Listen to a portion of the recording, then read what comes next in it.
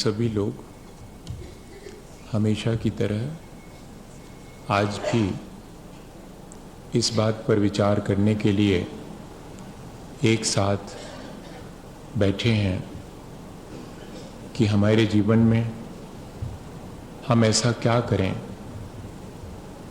जिससे कि हमारा शेष जीवन और बेहतर हो सके। बहुत पहले मैंने एक घटना पढ़ी थी। एक बार एक व्यक्ति ट्रेन में सफ़र करने अपना सामान लेकर के चढ़ा। उसके पास अपनी खुद की एक टिकट थी और सामान की एक पोटली थी जिसको कि उसने अपने सर पर उठा रखा था। और वो जब ट्रेन में घुसा तो चूंकि उसकी टिकट पर उसका अपना नंबर था तो उसकी सीट तो उसको खाली मिल गई। वो अपनी सीट पे जाकर के बैठ गया, लेकिन उसने अपनी पोटली नीचे नहीं रखी, सिर पे ही रखे रहा। लोगों ने कहा कि तुम अपनी पोटली नीचे रख लो। उसने कहा नहीं, ठीक है। तो शायद लोगों को लगा कि थोड़ा बहुत हो सकता है हो गया हो, रहने दो, कुछ मत कहो। लेकिन जब ट्रेन चलने लगी, बहुत देर हो गई, लोगों से नहीं रहा गया, तो लोगों ने फिर कहा कि भैया ट्रेन में तो बहुत जगह है और तुम सीट पर बैठे हो, नीचे अपनी पोटली रख सकते हो। उसने कहा तुम लोग नाहक परेशान मत हो और मेरा खर्चा मत बढ़वाओ। क्या मतलब? तुम लोग नाहक मेरी परेशानी देख करके परेशान मत हो और मेरा खर्चा मत बढ़वाओ। लोगों ने कहा कि इसमें क्या खर्चे की बात है? तो उसने कहा सुनो, मेरे पास एक ही टिकट है, मैंने इसका कोई टिकट तो लिया नहीं। अब जब मैंने उसका टिकट नहीं लिया तो मैं ट्रेन में रख कैसे सकता हूं? देखना, मजा देखना। अब लोगों को लॉजिक तो लॉजिक था कि ठीक है, हमने टिकट नहीं लिया है इसलिए हम ट्रेन में नहीं रख सकते हैं, लेकिन आप खुद ट्रेन में बैठे हो, सिर पर रखे हैं, तो बोझा तो ट्रेन में ज्यों का त्यों। ये एक बहुत छोटी सी घटना है, सीधी सीधी समझ में नहीं आती, लेकिन हम अगर गौर से देखें तो हम भी यही कर रहे हैं। हम सारी दुनिया का बोझा अपने सिर पर रखकर अपनी यात्रा कर रहे हैं। बोझा किस तरह का? मैं जैसे कि सारे संसार को चलाता हूं, संसार को नहीं तो कम से कम अपनी फैमिली को तो मैं ही चला रहा हूं। ये जो कर्तापने का बोझा है वो कमती नहीं है, वो भी हम इसी तरह से अपने सिर पर लिए हुए हैं कि मैं करता हूं, इस दुनिया को मैं चला रहा हूं, या कि अपनी फैमिली को मैं चला रहा हूं। ये जो अहम का भाव है, ये जो कर्तापने का भाव है, क्या हमारे अपने जीवन को कहीं ऐसा तो नहीं कि ठीक ठीक ना बनने दे रहा हूं? कहीं हमारे जीवन में मुश्किल तो नहीं पैदा कर रहा? हमें ये देख लेना चाहिए। दो तरह के लोग इस संसार में जीते हैं। हम उनमें से कौन से प्रकार के हैं ये जरा सा हम देख लें। एक वे हैं जो ईगो सेंटर्ड होकर के जीते हैं, जो ये मान के जीते हैं कि संसार का केंद्र मैं हूं और सारा संसार मेरी परिधि पर है। हालांकि ऐसा स्पष्ट कहने में नहीं आता, लेकिन हमारी क्रियाओं से तो मालूम पड़ता है। जब हम दूसरे का उपयोग करते हैं तब तो ये बात बहुत स्पष्ट हो जाती है। हम चाहते हैं कि सारा संसार और सारी चीजें हमारे सुख के लिए हों। इसके मायने तो यही है कि हम सेंटर में हैं और सारा संसार परिधि पर है। वो हमारे लिए है, हमारी सुख सुविधाओं के लिए है सारा संसार। सारे संसार की चीजें और सारे संसार के लोग मेरे सुख जुटाने के लिए हैं। अगर ऐसा मेरा सोच है तो यही तो ईगो सेंटर्ड होना है। दूसरे तरह का सोच और है कि मैं इस संसार का एक अंग हूं। मेरी अपनी एग्जिस्टेंस कितनी है, जैसे कि समुद्र में बूंद की एग्जिस्टेंस है उसकी भी इंडिविजुअलिटी। ऐसा नहीं है कि बूंद की अपनी कोई एग्जिस्टेंस नहीं हो, लेकिन बूंद अपने आप को ऐसा अहंकार नहीं करती है कि मैं इंडिविजुअल और अलग हूं। अगर वो ऐसा अहंकार करे तो फिर वो आइसलैंड की तरह समुद्र में पड़ी रह सकती है, लेकिन समुद्र नहीं बन सकती। बूंद अपना अस्तित्व खोकर के समुद्र में ऐसी मिक्सअप हो जाती है कि एक एक बूंद में पूरा समुद्र है। ये दूसरे ढंग का सोच है।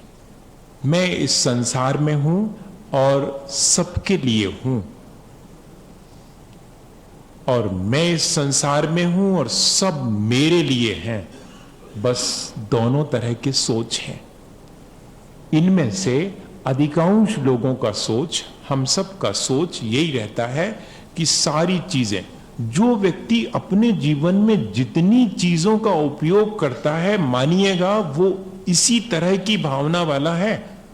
हम देख लें गौर से, पहनना एक जोड़ी कपड़े हैं, लेकिन हमने अगर जोड़ के 200 जोड़ी रखे हैं तो इसके मायने क्या है?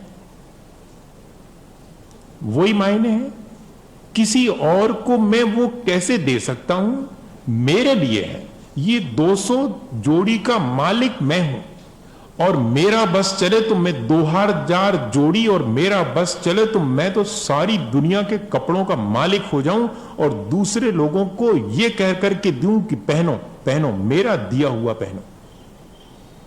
देख लो, आप गौर से देखो, भीतर झांक करके। ऐसे तो समझ में नहीं आता।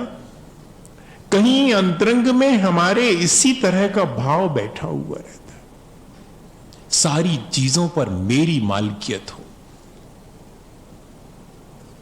और इस तरह के भाव से हमें क्या लॉस हुआ है, ये और देख लेना चाहिए।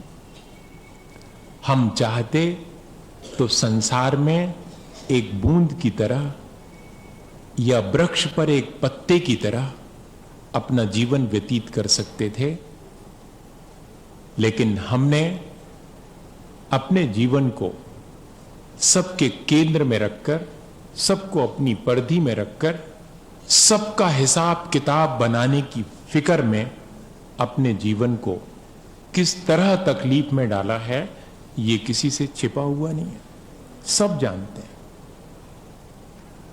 हम देखें कि कैसे हम जब इको सेंटर्ड हो जाते हैं तो कैसे अपने लिए खुद तकलीफ पैदा कर लेते हैं। क्या हुआ, एक व्यक्ति ऑफिस में, इतना प्यारा व्यक्ति, कोई ये नहीं कह सकता है कि ये व्यक्ति अहंकारी होगा, बड़ा विनयवान, जिससे बोले तो प्यार से बोले,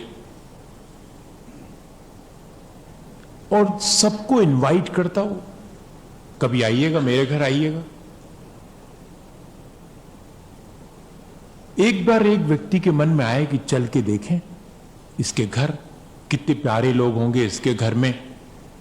जब ये इतनी बढ़िया बात करता है और इतने अच्छे से सबसे पेश आता है, तो इसकी फैमिली भी बहुत अच्छी। पहुंचा वो घर पे, तो जैसे ही दरवाजे खुले तो जनाब का चेहरा बिल्कुल सख्त, चेहरे पर कोई मुस्कुराहट ही नहीं, गायब। जबकि इतने गर्म जोशी से मिलता था वो ऑफिस में कि बस देखते ही बनता था। और यहां तो उसने ये तक नहीं कहा कि आओ, बस दरवाजा खोल दिया और ऐसे खड़ा है, सपाट चेहरा, चेहरे पर कोई भाव ही नहीं है, कोई वार्म हार्टेड बालकनी नहीं है। उसने कहा खैर ठीक है, आप घर पे आए हैं, हो सकता तबीयत ठीक नहीं। पूछा कैसी है तबीयत? सब बढ़िया है, आ जाओ आ जाओ, भीतर आ जाओ। ऐसे जैसे कि कोई बहुत मुश्किल में हो वो, जैसे अपन किसी को नहीं कहते कि चुपचाप आ जाओ, चुपचाप इधर भीतर, ऐसे उसने कहा। ऐसा हो जाता है, रिसेप्टिविटी गायब हो जाती है जहां ईगो आता है, एग्रेसिवनेस वहां आ जाती है जहां ईगो आता है। ये दो चीजें अपन देख रहे हैं और हम लोगों के भीतर यही हुआ है। हमारा इतना बड़ा लॉस हुआ है, जहां हम ईगो सेंटर हुए हैं वहां हमारी रिसेप्टिविटी खत्म हो गई है। अब हम किसी से कुछ भी ग्रहण नहीं करना चाहते, अब हम सब कुछ हैं ये मान करके संतुष्ट हैं। और ऐसा ही है उसके साथ भी यही स्थिति। भीतर ले जाता है, बिठा देता है, उतने में वो देखता है कि उसका नौकर आ रहा है। नौकर के सामने तो और ज्यादा बिल्कुल शक्त हो गया वो। अब थोड़ी देर में बेटा आया, बेटे को भी उसने हिराकत की नजर से देखा। बड़ा आश्चर्य हुआ, उसने तो ये सोच रहा था कि ये अपने बेटे से तो कम से कम प्यार करेगा, ये अपने नौकर से तो करता ही होगा। जब यहां ऑफिस में इतना बढ़िया सबसे बात करता है तो नौकर भी इसका अच्छे से वहां रहता होगा, लेकिन यहां तो कुछ और ही तमाशा है। और फिर उसने देखा कि जीवन साथी ने भीतर से आवाज दी, तब भी इसने ढंग से नहीं बोला, बड़े कठोर शब्दों में जवाब दिया। अब तो ये बहुत मुश्किल में पड़ा। इसने कहा चलना चाहिए, लगता है अपन गड़बड़ आ गए। वापिस लौटने लगा तो दरवाजे पर बाहर थोड़ी दूर 10 कदम आकर के, 10 कदम बाहर तक आकर के वो भेजने आया। तो इसको थोड़ी जान में जान आई कि लगता तो है कि कुछ है अभी बाकी। तो उसने 10 कदम आने के बाद कहा कि सुनो, तुम ऑफिस वाले जितने प्यारे व्यक्ति हो उतने घर में तो नहीं लगे, मुझे क्षमा करना। उसने कहा सुनो, ये घर का मामला है और अपन 10 कदम आगे आ गए, इसलिए मैं कह सकता हूं घर में तो ऐसा ही रहना पड़ता है। क्यों? घर में अगर मैं मुस्कुरा दूं ना, तो वो जो नौकर है मुझे मुस्कुराता देखकर कहेगा कि मालिक बहुत दिन से पगार नहीं बढ़ाई, पगार बढ़ा दो।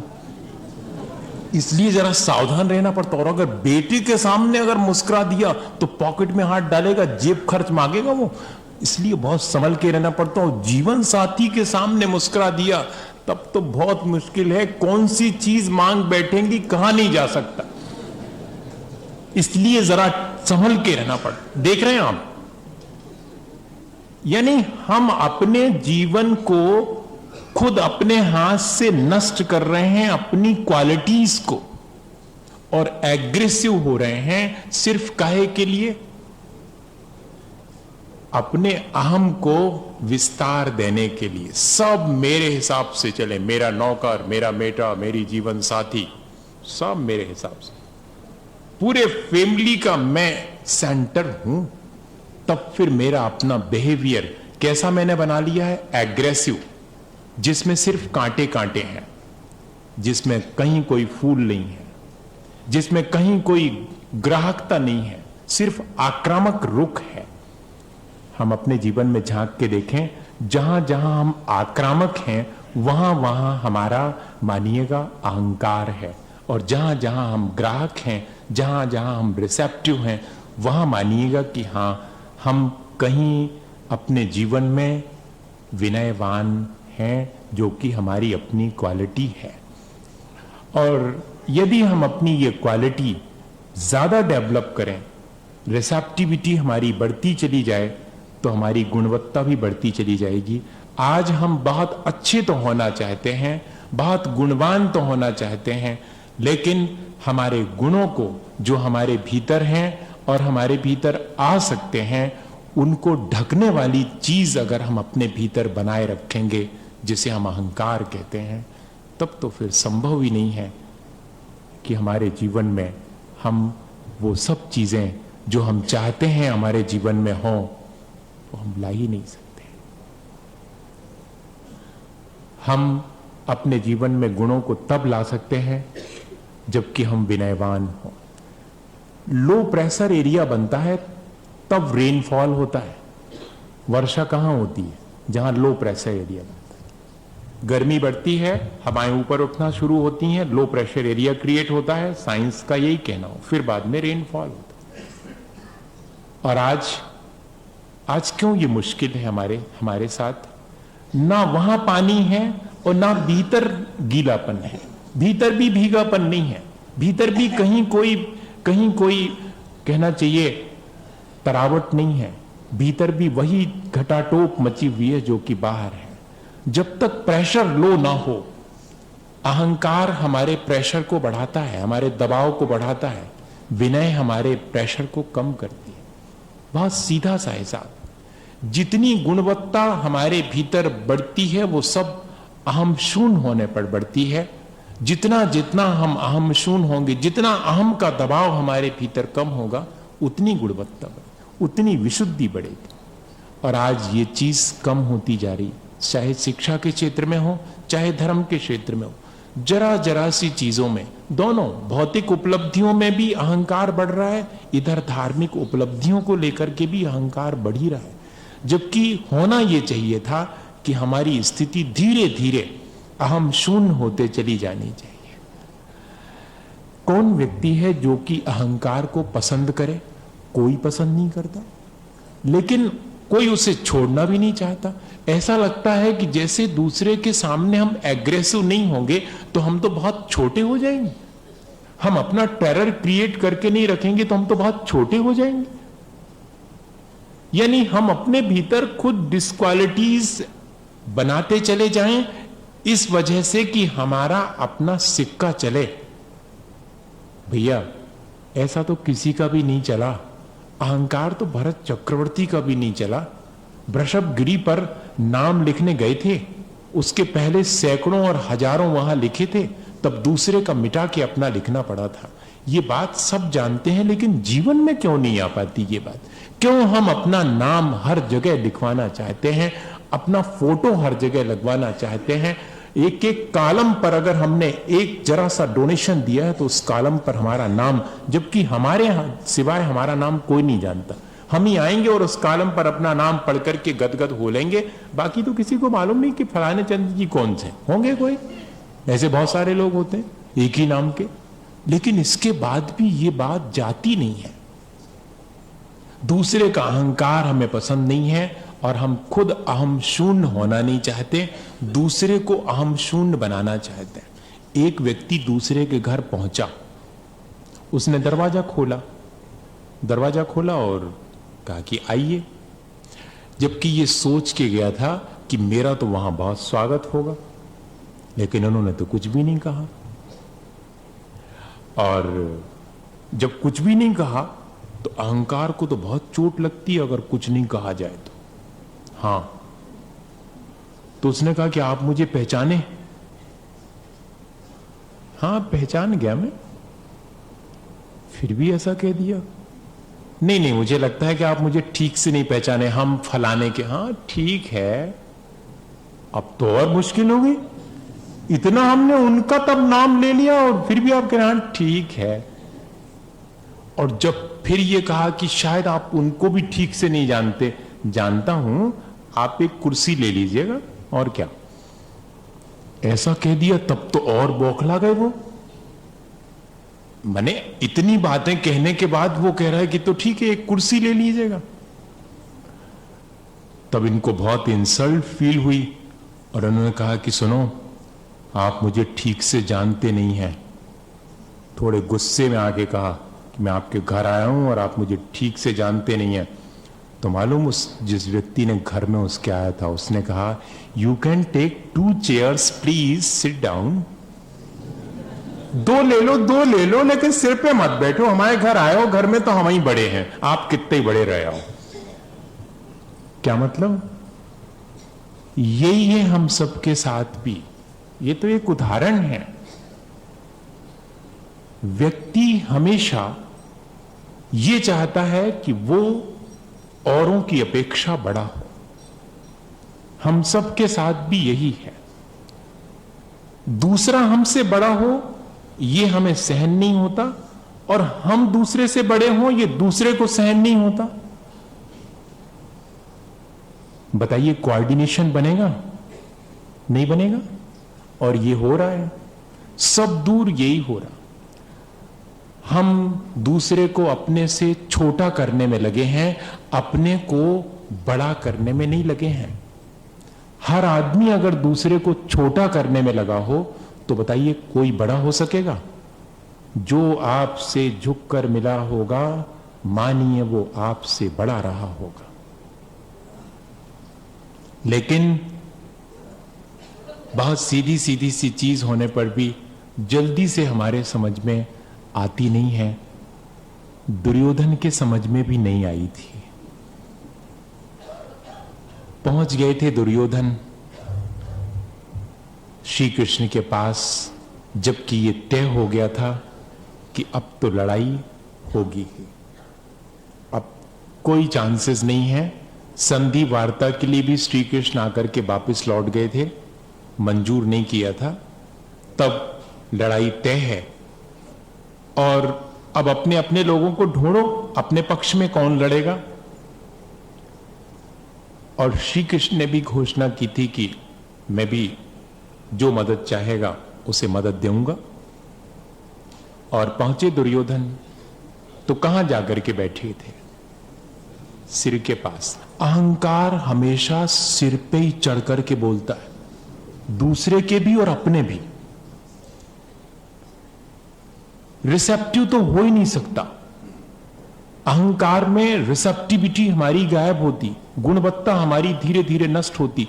श्रेष्ठ नहीं होने के बाद हमें अपने श्रेष्ठ होने का भ्रम हो जाता है, और जिस व्यक्ति को अपनी श्रेष्ठता का भ्रम हो जाए उससे ज्यादा अश्रेष्ठ कोई नहीं होता, और उसके श्रेष्ठ होने के सारे चांसेस खत्म हो जाते हैं, क्योंकि हम पहले से ही मान के बैठे हुए हैं कि हम श्रेष्ठ हैं। अब श्रेष्ठ होने के कोई चांसेस ही नहीं। दुर्योधन सिर के पास बैठे हैं, और उनके 2-5 मिनट के बाद, यह समझिएगा जस्ट उनके आने के बाद कौन पहुंचा था? अर्जुन पहुंचे थे। वो कहां जाके बैठे थे सबको मालूम, चरणों में जाके बैठे थे। ये बहुत बड़ा प्रतीक है। भले ये घटना ठीक ऐसी घटित हुई हो ना न हुई हो, हमारे जीवन में रोज घटित होती है। रोज, वो तो किसी एक दिन घटित हुई होगी, हमारे जीवन में रोज घटित होती है। कभी किसी से भी हमें कुछ सीखना हो, जो कि सारी दुनिया से हम सीख सकते हैं। एक छोटे से बच्चे भी से सीख सकते हैं, एक छोटे से पौधे से सीख सकते हैं, उगते हुए सूरज से सीख सकते हैं। दुनिया में सीखना अगर चाहें तो सबसे सीख सकते हैं, लेकिन झुक करके ही सीखा जा सकता है, किसी के चरणों में बैठ के सीखा जा सकता है। आज वो चीज हमारे जीवन से गायब हो गई। हम चाहते हैं बहुत अच्छा होना, लेकिन अच्छे लोगों के संपर्क में हम अच्छे होंगे, और अच्छे लोगों के चरणों में बैठ के हम अच्छे होंगे। हम अपने माता पिता से भी कुछ सीख सकते हैं, लेकिन उनके चरणों में बैठ करके वो हमसे नहीं होगा।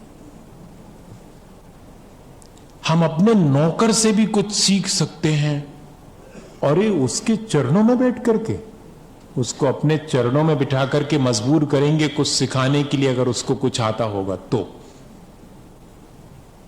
ऐसा ही हम सब के साथ हमेशा से हो रहा है। हमें इस पे जरूर विचार करना चाहिए। और कुछ भी नहीं कह रहा हूं मैं, कोई कमेंट नहीं कर रहा हूं। हम सब एक विचार कर रहे हैं कि कहीं हमारे भीतर अगर इस तरह की चीज आ गई है, आ तो गई है, उसे हमें निकाल देना चाहिए। हमें अपने भीतर थोड़े से झुकने की आदत डालनी चाहिए, और झुकने की आदत हम डाल सकते हैं कब? जबकि हमें ये महसूस होने लगे कि हमारे अपने जीने में बहुत सारे लोगों का हाथ है। हम हमेशा थैंक्सफुल रहें उन सब के लिए जिनका कि हाथ हमारे जीने में है। ये जो सांस हम ले रहे हैं, उस सांस के लेने में भी बहुत लोगों का हाथ है। मुझे हमेशा मालूम लगता है, जिन्होंने ये बनाया होगा, जिसके नीचे बैठकर हम शांति से धर्म ध्यान कर रहे हैं, कभी उनको धन्यवाद देने का, कभी उनके उपकार मानने का हमारे मन में भाव आया? कभी नहीं आता। हमें सुबह से शाम तक कितने लोग जीने में मदद करते हैं, कितना उनका उपकार है, कभी इसका ध्यान ही नहीं आता। हमने किस पर कितने उपकार किए। पतंग उड़ाने के लिए छोटी सी मुड़ेर पर दौड़ता था और कुछ नहीं होता था मुझे, मेरी छाती में बिल्कुल धक धक नहीं होती थी धक धक वहां नीचे बैठी हुई मां जो दाना बीनती रहती थी, चावल। ए भैया नीचे उतर आओ, मानते नहीं हो तो हमारी, कहीं गिर जाओगे। कभी याद आता है? कभी याद नहीं आता। अब तो हमारे पास हमारे अपने जो हमने जोड़ के रखे हैं और जिनके बीच में मैं अपने अहम से केंद्र बन के बैठा हूं, वही सब दिखाई देता है। मेरे माता पिता भी मेरे अहंकार के केंद्र की परिधि में हैं। देख लो, गौर से देख लो, सब सारा संसार, जब से मैं बड़ा हुआ हूं तब से मैंने यही सोचना शुरू किया है, सब मेरे अनुसार चलो। अब आपके दिन लद गए, वहां बैठ जाओ कोने में, जो खाने दे दूं खा लो, पहनने दे दूं पहन लो। साहब हो गया, बेटा साहब हो गया। बेटा अब बेटा नहीं रहा। बहुत मुश्किल है। क्या इस तरह हम अपने जीवन को अच्छा बना पाएंगे? लगता है आपको? मुझे तो कई बार बहुत निराशा होने लगती कि मैं क्या कहूं, किस तरह अपन बैठ करके इन बातों पर विचार करें। क्या होगा इस तरह विचार करने से? क्योंकि जीवन में तो वो सारी चीजें इतनी अधिक आ चुकी हैं जिनसे कि हमने खुद अपने जीवन को पतित कर लिया है।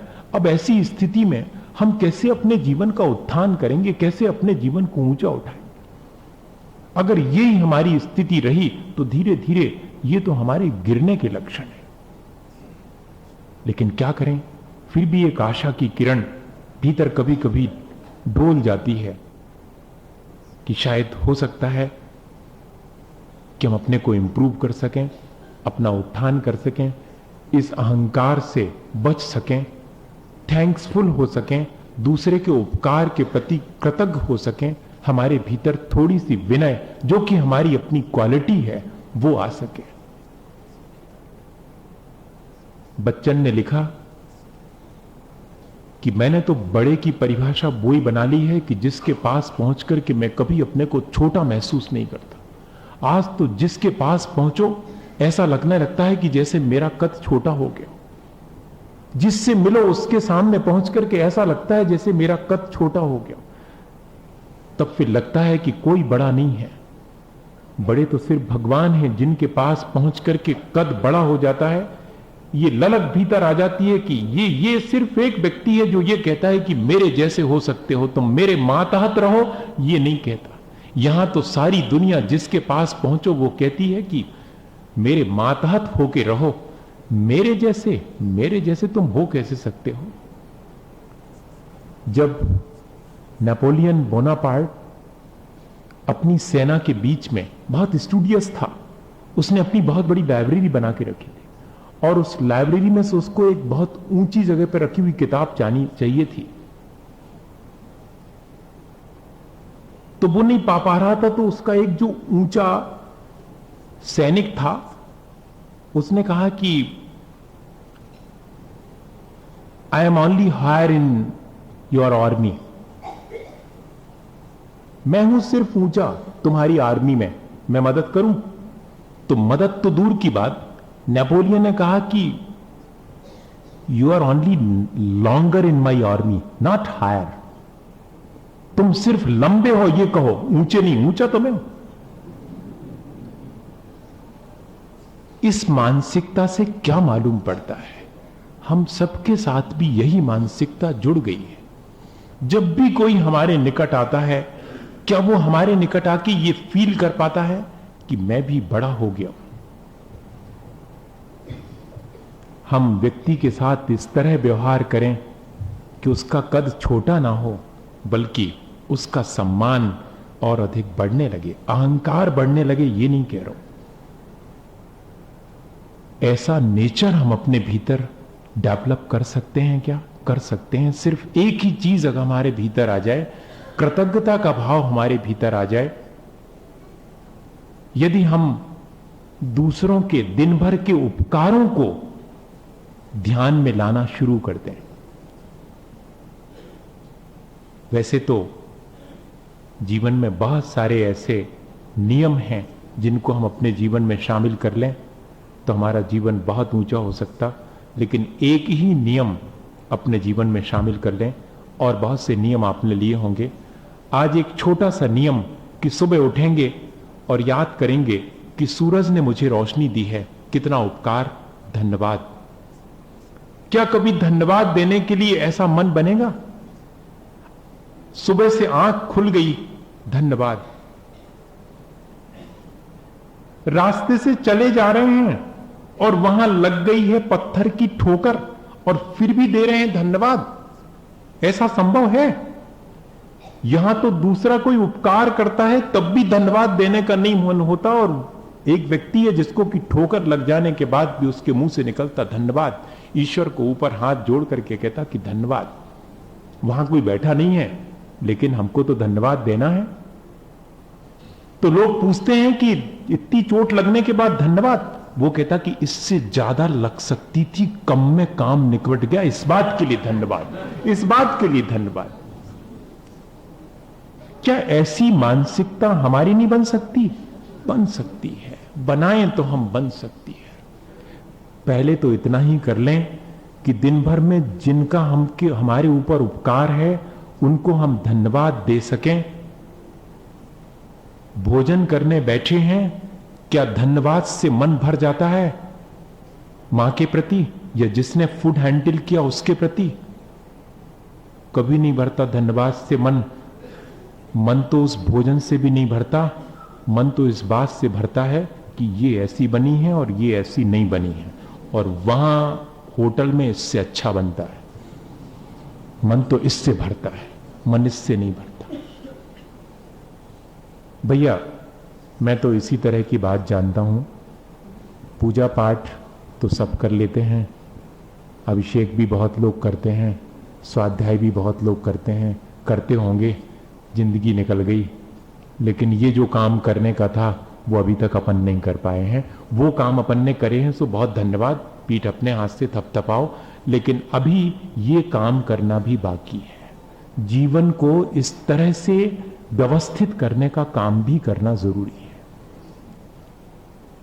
दूसरों के उपकार को कदम कदम पर, ये बाजोटा जिसने बिछाया है आते ही साथ सबसे पहले, मैं अपनी प्रशंसा नहीं कर रहा हूं, पर आपको सिर्फ एक सलाह दे रहा हूं कि ऐसा हो सकता है। ये बाजोटा जिसने बिछाया है, ये पाटा जिसने लगाया है, आपको शायद नहीं मालूम, मेरा इस पर बैठने के बाद जी कितना भर आता है ये मैं जानता हूं। जब आप मुझे ताली बजा करके और गा करके और अपने यहां पर प्रवेश करके ला रहे थे, तब मेरा मन कितना भर आया था ये मैं जानता हूं। क्या कभी इसी तरह हमारा मन भर आता है छोटी छोटी चीजों के लिए कि लोग मेरे लिए कितना कर रहे हैं, कितनी गुड विशेस दे रहे हैं सुबह से शाम तक, आप स्वस्थ रहें, प्रसन्न रहें, आपको कोई तकलीफ ना हो। इससे ज्यादा कोई उपकार हो सकता किसी का? कुछ भी नहीं दिया किसी ने, दिखने वाली कोई चीज नहीं दी, लेकिन नई दिखने वाली चीजें लोग कितनी दे रहे हैं। आप अगर थोड़ा सा इधर जगह आपको कम पड़ रही है और ऐसा खिसक गए हैं, मानिएगा कि दूसरे को आपके प्रति कृतज्ञ होना चाहिए। उन्हीं क्षणों में कृतज्ञता से भर जाना चाहिए था। होना तो ये चाहिए था मन में कि अरे मेरे लिए आप खिसक गए, लेकिन ये होता ही नहीं है। सामने वालों को कहना पड़ता है कि खिसको जी, और ठीक इस अधिकार से कि जैसे मेरी जगह हो, तुमने कोई मेरे ऊपर उपकार नहीं किया, वो तो मुझे बैठ नहीं था, तुम ज्यादा जगह में बैठ गए। कितना मुश्किल है इतनी छोटी सी चीज। मैं बहुत बड़ी बड़ी चीज नहीं कह रहा हूं, यहीं पर हम देख लें, क्या इतना हम कर पाते हैं? दर्शन कर रहे हैं और कोई और आ जावे तो हम थोड़ा सा खिसक जाते हैं क्या? और हमारे खिसकने पर सामने वाला पूरे उसी धन्यवाद से भर जाता है क्या? नहीं हो पाता, अभी नहीं हो पा रहा है ये। अभी तो ज्यादा से ज्यादा जगह दर्शन करने के लिए मुझे चाहिए। हटो वहां पर, बाजू से खड़े रहो, हम यहां से, हाँ हम दर्शन कर रहे हैं, तुम देखो हम कैसे दर्शन कर रहे हैं। नहीं भैया नहीं, हम धर्म के क्षेत्र में चाहे कर्म के क्षेत्र में सब जगह लिखा तो है कि 10 भी मुंडानम, अकेले केशों का मुंडन कर लेना मुंडन नहीं है, हाथ पैर का मुंडन और 5 इंद्रियों का मुंडन, अपनी वचन प्रवृत्ति का मुंडन, सब चीजों का मुंडन, सब चीजों में विनय आनी चाहिए। हमारे शरीर तक में विनय, विनयवान शरीर अलग मालूम दिखाई पड़ने लगता है, किसी को कहने की आवश्यकता नहीं। विनयवान वाणी अलग दिखाई पड़ती है, विनयवान मन अलग दिखाई पड़ता है। कृतज्ञता से भरा हुआ अगर जीवन है तो आंखों में कृतज्ञता अलग दिखाई देने लगती है, कहीं छुपती नहीं है ये चीजें, चेहरे पर दिखाई देने लगती है। क्या ऐसा हम कर सकते हैं? कर सकते हैं। एक छोटी सी घटना और शायद अपना मन ऐसी कृतज्ञता से भर जाए और हमारे जीवन में ऐसा उपकार का भाव दूसरे के प्रति आ जावे तो शायद हमारा जीवन सार्थक हो जाए। इसी भावना के साथ अपन उस घटना को सुने। मेरे जीवन की कुछ थोड़ी सी घटनाएं हैं जिनको कि मैं बहुत मुश्किल से कह पाता हूं। बहुत दिन से मन बनाते बनाते आज इस घटना को आपसे कह रहा हूं। कुल गिनी चुरी 4-5 घटनाएं हैं जिनको कि वर्षों में एक आध बार कभी मन बनता है सुनाने का। क्या हुआ? एक बहुत गरीब व्यक्ति था, बहुत गरीब था, गांव में रहता था। उसका जीवन ठीक से नहीं चल पाता था। उसने सोचा कि शहर में जाकर के नौकरी करे ताकि 2 पैसे कमाए और घर ठीक से चल सके। अपने लिए तो खाने के लिए सब जुटा लेते हैं, लेकिन परिवार के लिए तो थोड़ा जुटाना पड़ेगा, मेरी जिम्मेदारी है। और आता है वो शहर में। उसने शहर पहली बार देखा है, उसने शहर के लोग पहली बार देखे। एक सेठ की दुकान के सामने खड़ा होकर के सेठ से कहता है कि सेठ जी कोई काम मिलेगा क्या? भीख नहीं मांगी उसने, भीख मांग सकता था। सेठ जी तो उसको यही सोच करके बहुत हिराकत से देख रहे थे कि शायद भीख मांगेगा, लेकिन उसने काम मांगा। और सेठ जी से अगर कोई काम मांगे तो मालूम सेठ जी का मन क्या होता है? इससे झाड़ू लगवाऊं, झाड़ू। हां, होता तो है, भले कोई कहे नहीं। हो सकता है कोई ऐसा सेठ हो जो दूसरे को भी सेठ बना दे, लेकिन अधिकांश सेठ तो यही चाहते हैं कि सब मेरी दुकान पर झाड़ू लगाएं, मैं बहुत बड़ा सेठ हूं। और मालूम उस सेठ ने जैसे ही पूछा कि सेठ जी कोई काम हो, क्या करेगा? झाड़ू लगाएगा क्या? ऐसे ही पूछ लिया तो उसने कहा कि हुजूर यदि वो काम भी मिलेगा तो वो भी कर लूंगा, झाड़ू लगाने का काम भी कर लूंगा, आपकी कृपा। कृपा मान रहा है वो, उसकी भाषा बिल्कुल अलग ही है। और सेठ जी की भाषा, ईगो सेंटर्ड होने की भाषा कौन सी है? अच्छा तो झाड़ू लगाएगा, ठीक है, कितना पैसा लेगा? जो आप दे देंगे हुजूर। देखना आप कैसे रिश्ता कायम हो रहा है। एक रिश्ता ऐसे काम कर रहा है कि जो आप दे देंगे, और दूसरा कह रहा है क्या लोगे? मैं तुम्हें सब दे सकता हूं। देने का अहंकार देखो और उसके मांगने की विनय देखो। क्या ऐसा है अपने जीवन में? बहुत मुश्किल है। ये तो कहानी है, कहानी को सच्चा मत मानना। ये सब नहीं होता, इन सब के दिन लद गए हैं, है ना। ये तो सिर्फ किस्सों कहानी की बातें हैं। नहीं भैया, जीवन की बातें हैं, जीवन की। ऐसे लोग भी हैं आज। और सचमुच में सेठ ने उसको अपने यहां पर झाड़ू लगाने का काम दे दिया। और मालूम क्या तय हुआ? अहंकार हमेशा तय करता है चीजों को। श्रद्धावान, विनयवान तय नहीं करता। वो तो सिर्फ जो तय हो जाता है उसे स्वीकार कर लेता है। तय क्या हुआ कि जो 2 जून का भोजन और कपड़े और रहने के लिए वो जो बाहर का दालान है वो बस, और महीने भर में इतना ही मिलेगा। झाड़ू लगाने का काम दुकान में शुरू। एक दिन झाड़ू लगाते लगाते सेठ ने देखा कि ये झाड़ू लगाने वाला जो नौकर है वो तो जो पर्चियां बाहर फेंकता है उनको पढ़ता भी है। इसका मतलब लगता है पढ़ा लिखा है।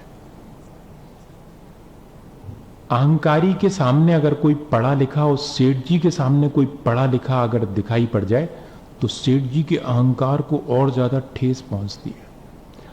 हाँ, अहंकारी के सामने अगर कोई क्वालिटीज वाला व्यक्ति, कोई गुणवान व्यक्ति अगर हो तो अहंकारी के अहंकार को बहुत चोट पहुंचती। अब ये अगर पढ़ा लिखा है तब तो बहुत मुश्किल है। सुनो, कब पढ़े लिखे हो? उसने कहा हुजूर आपकी कृपा से थोड़ा बहुत हिसाब जानता हूं। अरे तुमने पहले नहीं बताया? हिसाब किताब जानते हो तो थोड़ा दुकान का हिसाब किताब, पर्ची वगैरह भी बनाने का काम शुरू करो। उसने कहा कर दूंगा हुजूर, वो भी कर दूंगा। क्या लोगे इसका? कुछ नहीं मालिक, जो आप देंगे। तो बस ठीक है, जितना भी मिलता है उतने में ही, ठीक है ना? हाँ ठीक। यही है ना, यही है अपन के साथ भी, यही है। ये तो कहानी में है, अपन के साथ भी यही। कोई बहुत बड़ी बात नहीं है। अब सेठ राजी है कि कोई हर्जा नहीं, पढ़ा लिखा है, इससे ज्यादा अपन को कोई दिक्कत नहीं होने वाली। जल्दी मान गया। ये तो दुकान का काम करेगा, हमेशा अपने मातहत ही रहेगा। और धीरे धीरे करके वो पढ़ा लिखा होने की वजह से अब काम तो उसका बढ़ना शुरू हो गया। वो तो रोकड़ बही करने लगा। लेकिन उसका कैडर तो वही झाड़ू लगाने वाला। भले ही अब झाड़ू लगाने के साथ साथ वो मुनीमगिरी का काम भी करता है, अकाउंटेंट भी बन गया है। लेकिन उसे अकाउंटेंट का कोई दर्जा नहीं है, उसे दर्जा झाड़ू लगाने वाले का ही है। हम लोगों के जीवन में भी यही है। हम सबको दर्जा वो ही देना चाहते हैं। और लेकिन थोड़ा सा परिवर्तन जरूर आया। अब उसको वो दालान वाली जगह से 2 कमरों वाली जगह जरूर मिल गई है। कोई उसके नाम से एफडी नहीं है, कोई उसको पगार नहीं मिलती है। बस 2 जून का भोजन, थोड़े कपड़े पहले से अच्छे मिलने लगे हैं, क्योंकि मुनीमी का काम करने वाला सेठ का नौकर थोड़े अच्छे कपड़े पहनने वाला होना चाहिए, इसलिए जरूरी है। वैसे नहीं, वैसे जरूरी है। क्योंकि इससे सेठ जी का स्टेटस बनता है, इसलिए उसको अच्छे कपड़े पहनना जरूरी है। इसलिए अब उसे अच्छे कपड़े पहनने मिलने लगा है। बाकी उसके प्रति अब लेकिन मजा यह है कि सेठ जी का विश्वास तो धीरे धीरे उसके प्रति बढ़ रहा है कि आदमी ईमानदार है सीधा साधा। और चाहिए भी अपन को, हर एक को ऐसे ही व्यक्ति चाहिए, ईमानदार और सीधा साधा। हम कितने ईमानदार और कितने सीधे साधे हैं? नहीं, ये नहीं। दूसरे को ईमानदार और सीधा साधा होना चाहिए। अब देखना मजा, बाकी जो लोग उसके यहां काम करते हैं उनको होने लगी ईर्ष्या। जब जब भी गुणवत्ता बढ़ती है तब तब ईर्ष्या शुरू होती है, या कि अहंकार। अहंकार है एक्टिव और ईर्ष्या है पैसिव, बहुत हिडन, बहुत छुपी हुई अहंकार की वैरायटी है ईर्ष्या। और वो होना शुरू हुई। राजा के सेठ जी के कान भरे जाना शुरू हुए। ये जो आपका मुनीम जैसा झाड़ू लगाने वाला है ना, इससे आप संभल के रहना। ऐसा ना हो कि एक दिन आपके पूरे पैसे पर ये झाड़ू लगा करके निकल जाए। बहुत खतरा पैदा हो गया। गुणवान व्यक्ति अगर अपने पास आ जावे तो अपन को अब खतरा मालूम पड़ने लगता। देखो तो बुद्धू सुद्धू सा हो चलेगा, क्योंकि उसके सामने अपना काम आसानी से, उसको अपन चीट कर सकते हैं, उसको बुद्धू बना सकते हैं। अब उसको तो कुछ भी नहीं मालूम, वो तो फिर भी अपने सेठ जी के प्रति बहुत कृतज्ञ है, सेठ जी को बहुत उपकारी मानता है अपना, कि उनकी वजह से आज मैं इस स्थिति में हूं कि जरा ठीक से भोजन कर पाता हूं, अपने बच्चों को कुछ थोड़ा बहुत भेज पाता हूं। और एक दिन जब सेठ जी का विश्वास, सैकड़ों बार कोई किसी के बारे में झूठी बात कहे तो एक आध बार तो विश्वास होने ही लगता है। 100 बार अगर किसी बात को, झूठी बात को कहा जाए तो एक बार वो सच्ची मालूम पड़ने लगती। और सेठ जी को लगा कि हो ना हो, ये हमारे पैसे को कहीं ना कहीं से इतना राजी क्यों है, इतने कम पर इतना राजी क्यों? अगर कोई दहेज नहीं मांगे अगर लड़का, तो लड़की वाले को लगने लगता कि इतनी जल्दी राजी क्यों है, कोई ना कोई खोट जरूर है। बड़ा मुश्किल है, बड़ा मुश्किल है। कोई अगर विनयवान हो तो चालाकी मालूम पड़ती है, कोई अगर प्यार से बोले तो स्वार्थी मालूम पड़ता है। ये बड़ा मुश्किल हो गया। कैसी मानसिकता, कैसे हमें अपना जीवन जीना पड़ रहा है, ऐसे हमने अपने जीवन को बना लिया है सबने, और सब एक दूसरे के साथ इसी तरह व्यवहार करते हुए और आराम से जी रहे हैं। धर्मात्मा मानने वाले अपने को धर्मात्मा मान रहे हैं, वैज्ञानिक अपने को वैज्ञानिक मान रहे हैं, सब अपने को बहुत ऊंचा मान रहे हैं, लेकिन जी उसी स्तर पर रहे हैं जिसकी अपन यहां बात कर रहे हैं। वही स्तर है, वही घटिया स्तर है, लेकिन लेबल बहुत सुंदर सुंदर लगे सबके ऊपर। अब क्या हुआ कि लोगों ने धीरे से जाके कहा कि सुनो, 2 कमरे आपने व्यर्थ में दे रखे हैं। एक कमरे में वो सोता है, खाना बनाता है, दूसरे कमरे में सारा कुछ इकट्ठा करके रखता जा रहा है। हां, और मालूम कंफर्म हो गया है, क्योंकि जब भी वो दुकान पर आता है ना, वो जो तुम्हारा झाड़ू लगाने वाला, जिसको तुमने अब अपना हिसाब किताब भी करवाना शुरू कर दिया है, किसी भी दिन चौपट कर देगा वो हिसाब किताब, वो जब दुकान पर आता है ना तो उस वाले कमरे में जरूर जाता है, और जब दुकान से लौटता है तब भी उस कमरे में जाता है। सारा दारो मदार, सारा मामला उसी कमरे में है, वो जो तुमने एक्स्ट्रा कमरा उसको दे रखा है। और सावधान हो जाओ, कितनी जल्दी विश्वास हो जाता है। सच्ची पर उतनी जल्दी विश्वास नहीं होता, ऐसी झूठी बातों पर बहुत जल्दी विश्वास। और सेठ जी को विश्वास हो गया।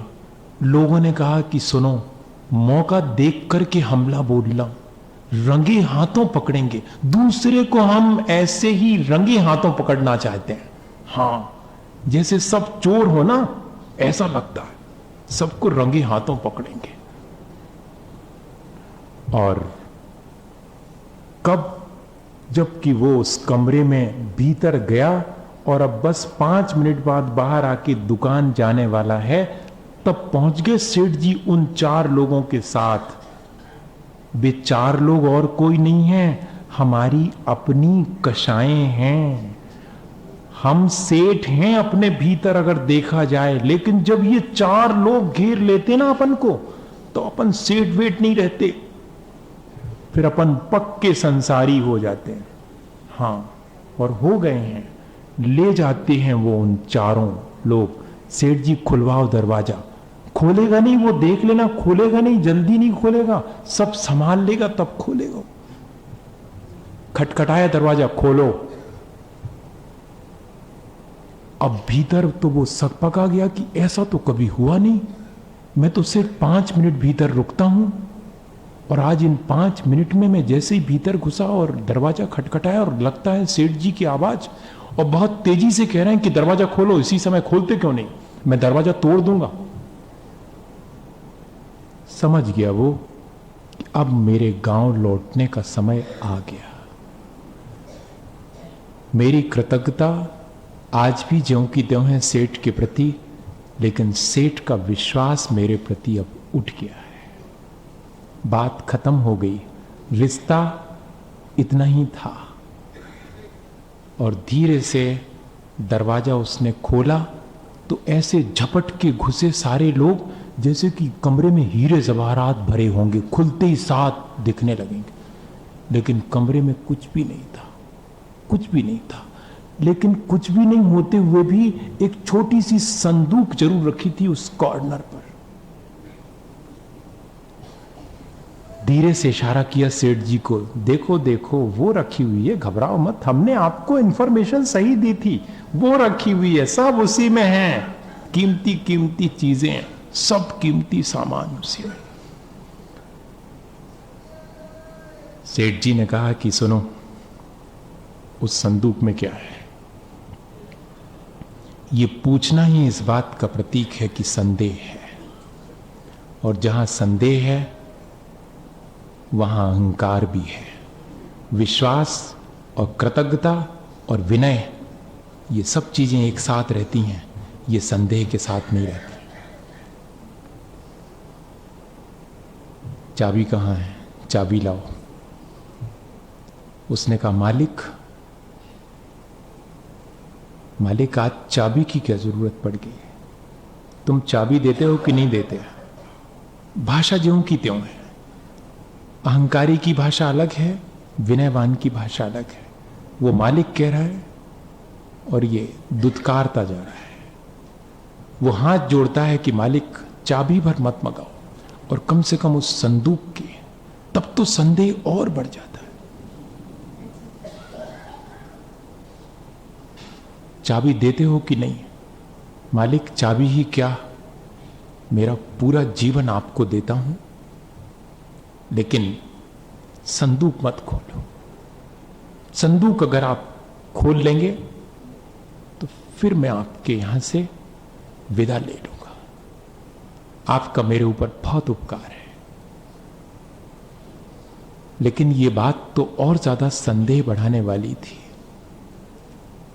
ये बात सामने वाले की विनय प्रकट करने वाली नहीं लग रही थी, सामने वाले पर विश्वास करने वाली बात नहीं लग रही थी। और सेठ ने जब संदूक खोला तो सोचा तो ये था कि निकलेंगे हीरे जवाहरात, लेकिन निकला क्या था? एक फटा पुराना अंगरखा, एक फटी पुरानी धोती और एक फटी सी पगड़ी। 3 चीजें इसमें थी।